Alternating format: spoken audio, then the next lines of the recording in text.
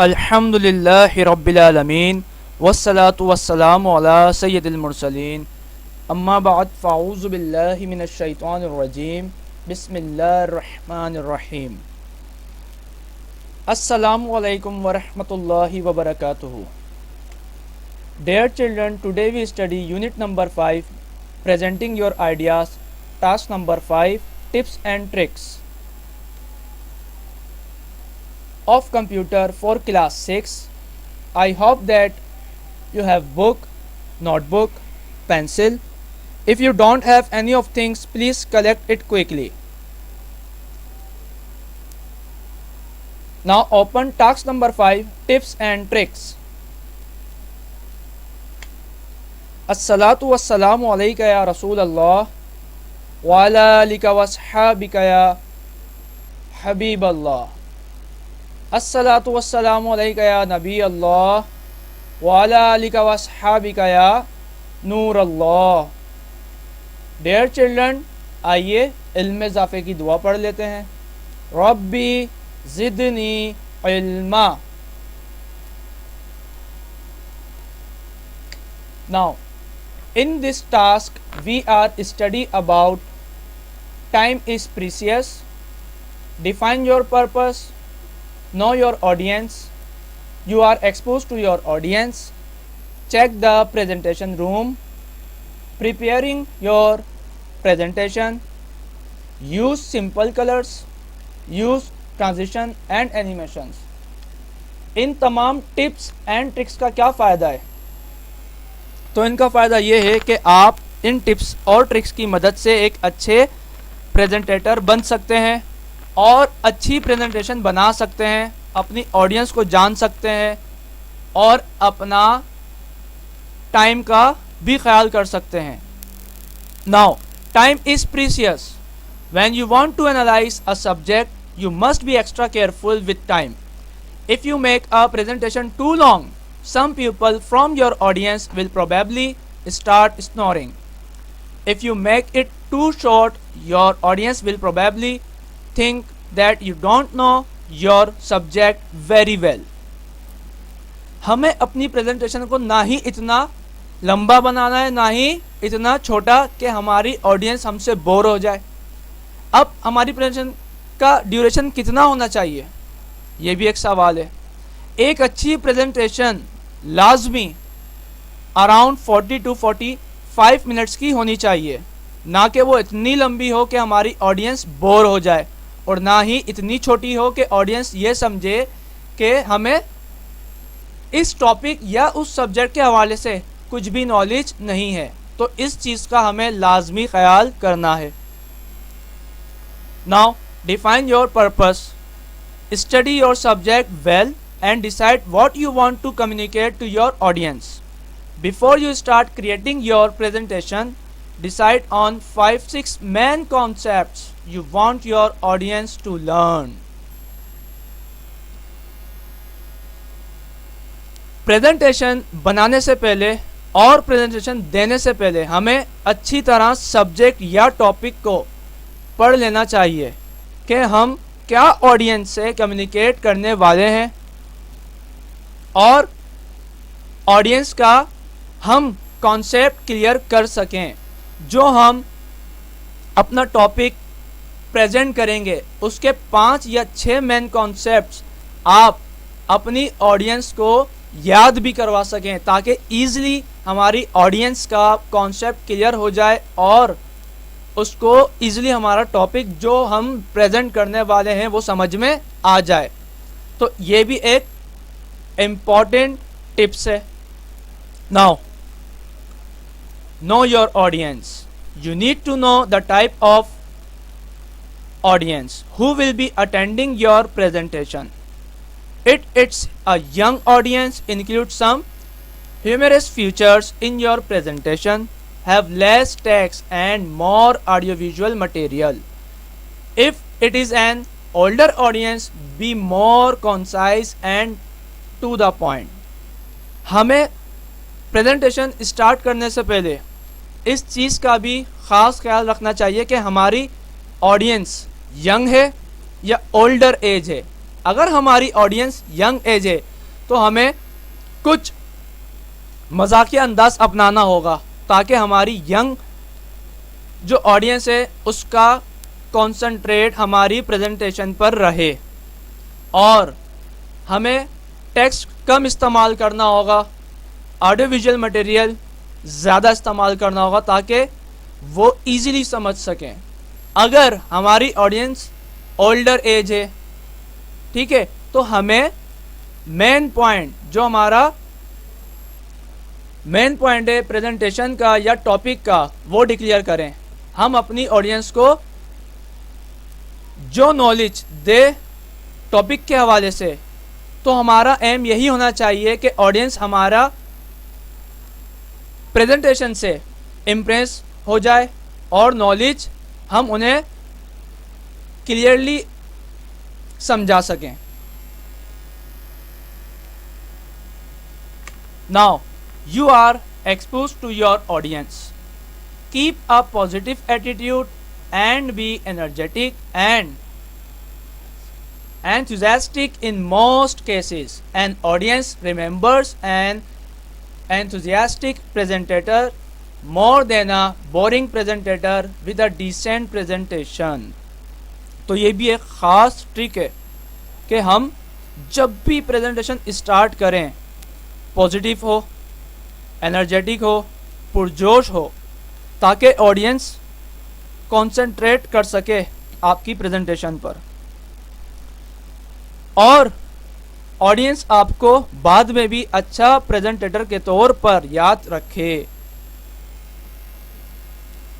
Then check the presentation room. You need to know where you are going to show your presentation. It's one thing to make a presentation in a classroom, but it's another to make it in a big conference room. A small classroom means a small audience which can interact better with you. A big room means a bigger audience. जब हम presentation start करें तो हमें अपने presentation room का भी एक दफ़ा जायज़ा लेना चाहिए कि वो छोटा रूम है या कॉन्फ्रेंस रूम है। अगर छोटा रूम है तो हमारी ऑडियंस भी कम होगी, तो हम अपनी ऑडियंस से ज़्यादा बेहतर इंटरेक्ट कर सकेंगे। अगर फॉर एग्जांपल कॉन्फ्रेंस रूम है तो ज़्यादा ऑडियंस होगी, तो हमें वहाँ माइक्रोफोन की, स्पीकर की भी ज़रूरत पड़ सकती है। तो हमें अगर कॉन्फ्रेंस रूम है तो हम ये चीज़ भी देखेंगे कि हमें माइक्रोफोन, स्पीकर अवेलेबल हैं जिसकी मदद से हम ऑडियंस को क्लियरली अपनी वॉइस, अपना मैसेज डिलीवर कर सकें। अगर नहीं तो हम उसको अरेंज कर लें।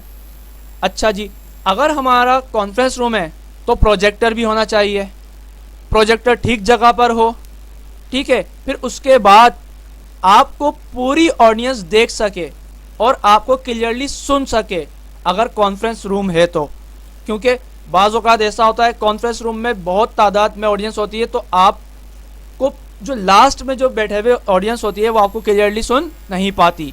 तो इस चीज़ का भी ख्याल रखना है आपने। ऑडियंस के दरमियान क्वेश्चन आंसर का भी सेशन रखना है ताकि आप इजीली उनको भी सुन सके और वो इजीली आपको भी सुन सके। Then preparing your presentation. Study your subject well, search the internet and your books to gather information. Cross-check the information you found and don't rely only on one source. Structure your speech around 3 or 4 main topics. Don't try to analyze your subject too much. अच्छा, हमारी presentation का structure 3 से 4 main topics पर होना चाहिए। कभी भी अपने टॉपिक को बड़ा नहीं करना, ना ज़्यादा टेक्स्ट यूज़ करना है, because nobody will read them. Focused subject पर होना चाहिए, ज़्यादा चीज़ों का इस्तेमाल भी नहीं करना है, बस 1 से 2 इमेजेस इंसर्ट कर लें। जब प्रेजेंटेशन ख़त्म हो जाए या ख़त्म करने लगें तो मेन पॉइंट्स को एक बार एक सेंटेंस में समराइज़ करने की कोशिश करें। ताकि रिवीजन भी हो जाए। Then use simple colors. Don't use instance color. For example, light blue is easier on your eyes than strong yellow. Use shades of one color rather than many different color. For example, if you want green to be your main color, use colors that are shades of green. आपने simple colours का इस्तेमाल करना है। For example, आप एक slide में green colour use कर रहे हैं तो कोशिश यही करिएगा कि आपका तमाम स्लाइड में ग्रीन ही कलर हो और उससे मिलते जुलते ही शेड्स इस्तेमाल करें। अब तसव्वुर करें कि एक स्लाइड में डिफरेंट कलर हो, for example purple, orange, red, blue, तो कितना अजीब लगेगा। तो इस चीज़ का भी हमें ख्याल करना चाहिए कि जब भी हम प्रेजेंटेशन बनाएं तो सिंपल कलर्स का इस्तेमाल करें। मिसाल के तौर पर आपका बैकग्राउंड ब्लैक है और आपने डार्क ही फॉन्ट्स कलर इस्तेमाल किया है तो ऑडियंस को बिल्कुल भी नहीं दिखाई देगा। तो हम अगर डार्क बैकग्राउंड यूज़ कर रहे हैं तो सिंपल लाइट कलर यूज़ करें, और अगर हम डार्क फॉन्ट्स कलर इस्तेमाल कर रहे हैं तो हम अपना बैकग्राउंड लाइट कलर कर दें। Then use transitions and animations. When you use transitions and animations, you keep your audience eyes on the screen. It's nice to see the topics appearing one by one as you talk about them rather than all together. हम अपनी slides में transition और animations का भी इस्तेमाल करेंगे ताकि हमारी ऑडियंस का कॉन्सेंट्रेट हमारी स्लाइड्स पर हो, वो ईज़िली उसको देख सकें, जिसकी मदद से उनका टोटली ध्यान हमारी स्लाइड्स पर होगा और वो हमें सुन रहे होंगे। अब ज़्यादा ट्रांजिशंस और एनिमेशंस को भी यूज़ नहीं करना, because audience will loss interaction in the speaker and focus on how your slides are changing. तो हमें इस चीज़ का भी ख्याल रखना है कि ज़्यादा ट्रांजिशन और एनिमेशन यूज़ नहीं करनी। अगर हम ज़्यादा ट्रांजिशन और एनिमेशन इस्तेमाल कर लेंगे तो टोटली हमारी ऑडियंस का कॉन्सेंट्रेट हमारी स्लाइड्स पर होगा कि किस तरह हमारी स्लाइड्स चेंज हो रही हैं, किस तरह हमारा टेक्स्ट एनिमेशन में आ रहा है, किस तरह हमारी इमेजेस एनिमेशंस में आ रही हैं। तो टोटली हमारा जो ऑडियंस का कॉन्सेंट्रेट होगा वो स्लाइड्स पे चला जाएगा, वो ईजिली हमें सुन नहीं सकेंगे। तो इस बात का भी ख्याल करना है। और एक और बात, जब आप प्रेजेंटेशन बना लें उसके बाद आपने रिव्यू करना है। रिव्यू करने के बाद एक रिहर्सल करना है अपने फ्रेंड्स के साथ ताकि आपका कॉन्फिडेंस बिल्ड हो सके। अब आप फ्रेंड्स के साथ अगर रिहर्सल कर रहे हैं तो जाहिर सी बात है कुछ फ्रेंड्स ऐसे होते हैं जो हंसी मजाक करते हैं, तो आपने बिल्कुल भी शाय नहीं होना, ना घबराना है। इससे आपका कॉन्फिडेंस बिल्ड होगा। आपने पुरजोश अंदाज में, एनर्जेटिक मूड में प्रेजेंटेशन देनी है।